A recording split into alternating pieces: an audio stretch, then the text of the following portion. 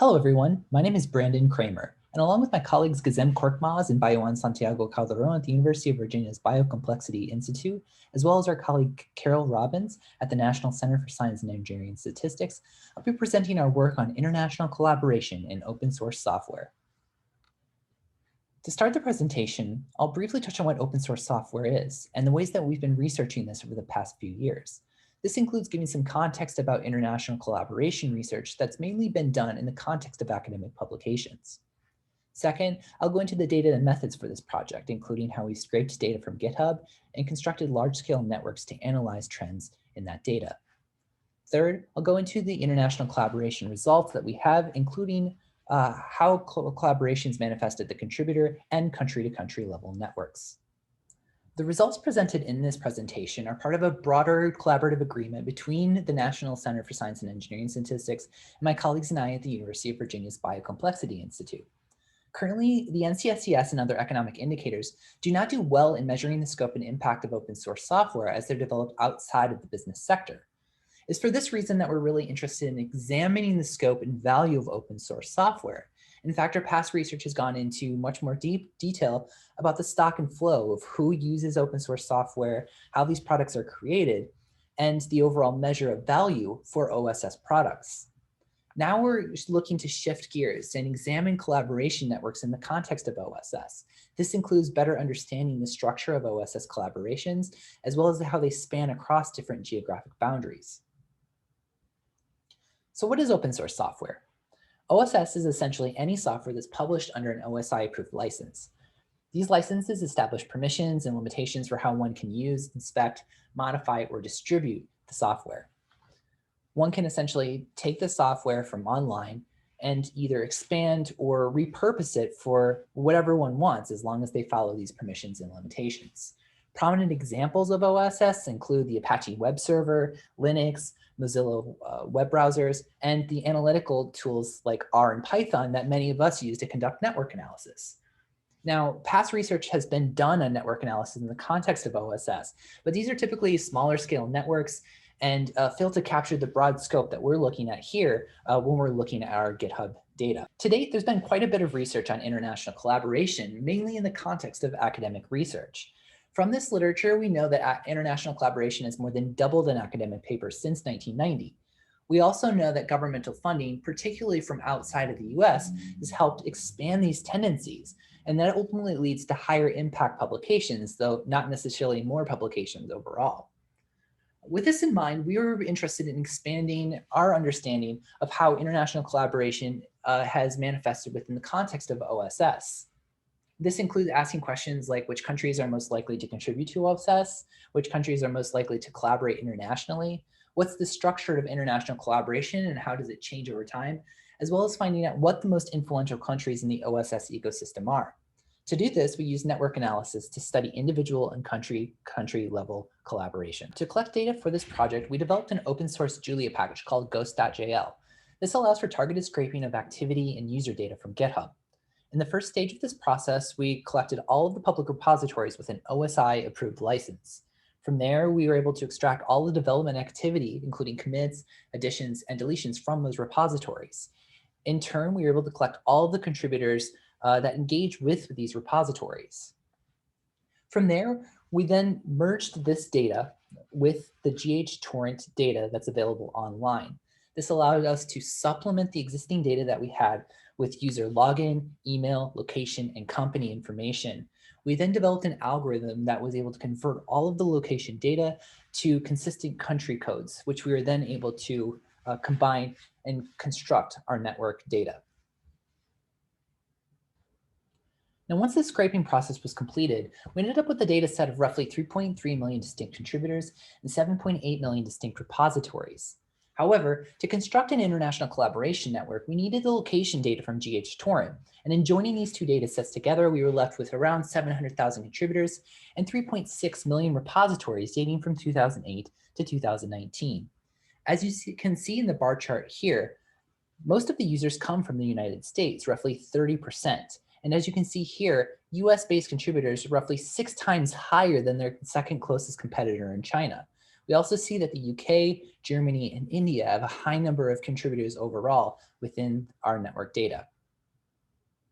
Once we scrape the GitHub commit activity data, we are able to construct networks by projecting bipartite login repository information into a single mode contributor network. To think about this visually, you can see on the left-hand side where we have dark blue nodes that correspond to contributors, committing code to an orange repository. By projecting this repository out, we're left with 3 nodes in a contributor network. In this presentation, we'll be looking at contributor and country-to-country networks. Here, the contributor networks are comprised of nodes that represent users and edges that correspond to common repositories shared between those users. The country-to-country networks, on the other hand, are comprised of nodes where all the users from a given country are grouped together. The edges in this case correspond to international collaborations between those countries. Once we constructed these networks, we analyzed them using R's iGraph and gggraph packages, as well as visualizing them in the open source software package called Gephi. Okay, let's turn to our results section. When we look at the contributor level network dynamics, we see that there's exponential growth in the number of nodes and edges over the course of time on GitHub. This is not surprisingly what we know about the rampant growth of GitHub as a platform, as well as open source software more generally during this period. However, there's one important note that we do want to point out here. In 2019, the nodes and edges are a little bit lower than one might expect for exponential growth. And we believe this is due to a lag effect. Despite the fact that we collected data after 2019, it was still relatively early in 2020. And as a result, we believe that there were people still developing code that had yet to be licensed with an OSI approved license. And as a result, this creates a little bit of a dilemma if one is developing time-sensitive indicators or other kind of information for looking at GitHub and OSS metrics. In the next slide, we look at domestic to foreign collaboration tendencies. On the y-axis, we have the top 15 countries based on total number of commits on GitHub. On the y-axis, we have the total number of GitHub collaborations per country. In orange, we have the number of domestic collaborations. In dark blue, the number of non-US international collaborations. And in light blue, we have the number of international collaborations that take place with the US. There are 3 striking things about this chart. First off, the number of collaborations based in the United States are much, much higher than all other countries. This mirrors a similar trend to what we saw before. The second thing is that you don't see a lot of orange or domestic collaborations in any country other than the United States. This suggests that the total number of domestic collaborations is much, much higher in the US, and that overall the US has a tendency to pull in other countries and collaborate with them at much higher rates than any other country in the world. This is evidenced by the amount of light blue in most other graphs. As you can see that roughly 1/3 of all collaborations that take place in Germany, China, the UK, or India take place with the US, which is obviously much higher than even the number of collaborations that happen within those countries. Okay, in this slide, we see the country-to-country networks laid out in a hierarchical edge bundling layout. Around the outside, you see 214 different countries, with the size of the node corresponding to the country's betweenness centrality and the color corresponding to a community detection algorithm we ran and will explain in just a few slides. Generally speaking, we have 11,000 edges in this network. We've only included a portion of those, but you can see them here. The darker the edge corresponds to more incoming collaborations, while darker gray corresponding to fewer incoming collaborations. Generally, we see that the US, Japan and China, as well as a number of the European countries, have the majority of the collaborations in this network. 2 other important trends that I want to point out are the average degree centrality. In this final year, it's 103. But we see when we analyze over time that that actually increases, suggesting that countries become more densely connected overall in the network. And when we look at the average betweenness centrality, on the other hand, we see that actually declines over the course of time, finalizing around 57.5 in the final year. This suggests that power and influence is becoming more diffused throughout the network. However, when we look at the top 10 and top 25% of the network, we actually see betweenness centrality rise dramatically, especially for the US.